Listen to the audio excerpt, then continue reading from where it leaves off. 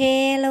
สบายดีทุกคนมื้อนี้แม่แก้วก็ได้ซีนหมู3ชั้นมาอยู่1ตอนพร้อมด้วยดุข้างมานำอีกบอกได้เลยว่าหมูที่ได้มามื้อนี้สดๆใหม่ๆงามๆเลยแหละส่วนซีนใหม่ๆสดๆงามๆแบบนี้แม่แก้วหันก็คิดออกอยากกินปิ้งซีนหมูส้มก็เลยสินำมาเฮ็ดซีนส้มไว้ปิ้งกินและในการเฮ็ดซีนหมูส้มเนาะก็มีน้องคนนึงเพิ่นได้ขอแม่แก้วเข้ามาว่าให้แม่แก้วเฮ็ดเมนูนี้ให้เบิ่งแด่แต่แม่แก้วหันก็ลืมไปเลยจนว่าโดนแล้วเนาะจนว่ามื้อนี้ได้ซีนหมูงามๆมาจริงคือพอ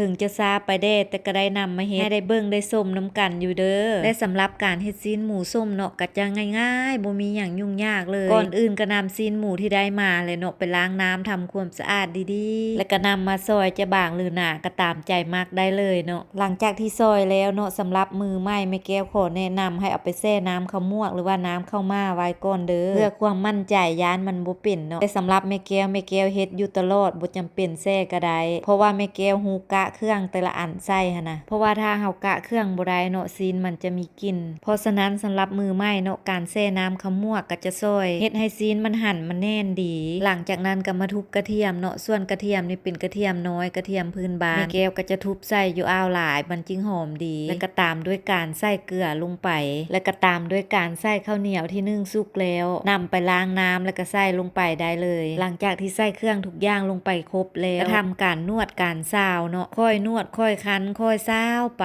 ขั้นตอนการซาวนี่ก็ใช้เวลาอ้าวดุ่นเด้อทุกคนค่อยๆเฮ็ดมือเบาๆคั้นไปนวดไปซาวไปนวดไปจนกะว่าซีนมันเริ่มเป็นสีหันๆแล้วก็เริ่มมีกลิ่นหอมคล้ายๆกลิ่นห่อส้มหั่นนะคั้นไปก็สังเกตไปนำเนาะกลิ่นมันหักสิเริ่มหอมแฮงขึ้นดอกและส่วนซีนก็จะเริ่มหันขึ้นเวลาเฮาคั้นเฮาก็จะรู้สึกในมือเองเนาะหลังจากที่กะว่าได้แล้วเนาะก็หาภาชนะเป็นกระปุกที่มีฝาปิดสนิทก็ได้เนาะส่วนแม่แก้วมื้อนี้แม่นแม่แก้วจะนำมาใส่ถุงยางไว้เอาเวลาเฮาเก็บใส่ถุงเนาะก็เลียนซีนให้มันเป็นสีอาวเจ็บๆแล้วก็เน้นลงให้มันแน่นๆคล้ายๆคือกันกับเฮาห่อส้มหั่นแหละทุกคนแล้วก็ใส่อีหยังเนาะมามัดปิดให้สนิทบ่ให้อากาศหรือว่าบ่ให้ลมเข้าส่วนถุงยางเนาะแม่แก้วก็ได้ใส่ซ้อนกันอยู่2ชั้นเพื่อกันมันขาดหรือว่ามันรั่วนั่นเองหลังจากที่เฮาให้ใส่ถุงปิดสนิทดีแบบนี้แล้วเนาะก็นำไปปะหรือว่าไปวางไว้ทางนอกปกติเนาะจะบ่ได้เอาไปเข้าไว้ในตู้เย็นเด้อทุกคนเพราะซีนมันจะได้มีรสส้มหั่นนะเอาไปปะไว้คืนนึงหรือ2คืนถ้าอากาศร้อนๆก็ถือว่าเป็นแล้วเนาะถ้าช่วงใดอากาศเย็นเนาะก็จะประมาณ3คืนหรือ4คืนก็จริงเป็นแต่สำหรับแม่แก้วเนาะในการเฮ็ดซีนส้มแม่แก้วบ่มักให้มันส้มหลายก็จะปะไว้คืนนึงแล้วก็พอ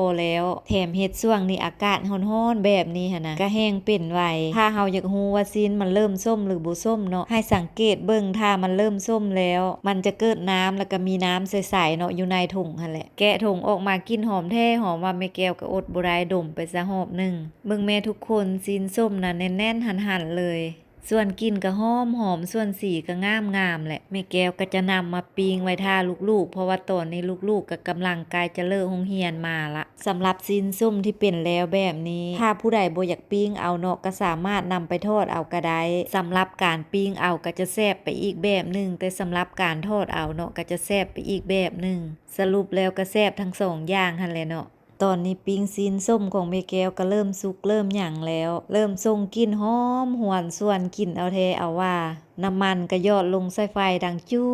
วดซะยอดลงบาดได้ก็กลิ่นหอมกุ้มขึ้นมาใส่ดังเอาแท้เอาว่าเบิ่งแม่ทุกคนปิ้งซีนส้มของแม่แก้วมื้อนี้หั่นนะสีงามแท้งามว่าส่วนกลิ่นหั่นก็หอมบ่ให้ว้าวอีกได้หั่นนะหอมจนบ่จักสิพันละนาเนาะป่านนี้หอมไป3บาน8บานแล้วติบ่เป็นจังไดทุกคนสำหรับเมนูปิ้งซีนส้มของแม่แก้วมื้อนี้สีสันหน้าตาเป็นตาแซ่บตากินตาซีมอยู่บ่มาเด้อทุกคนมากินข้าวกับปิ้งซีนส้มแซ่บๆนำแม่แก้วนำกันสิมีไผสนใจมากินเมนูบ้านๆแบบนี้นำแม่แก้วอยู่บ่เนาะสำหรับคลิปวิดีโอนี้ขอจบเพียงเท่านี้แล้วพบกันในคลิปใหม่ก่อนไปขออวยพรให้ทุกคนจงใช้ชีวิตในแต่ละวันอย่างมีความสุขไปก่อนเด้อทุกคน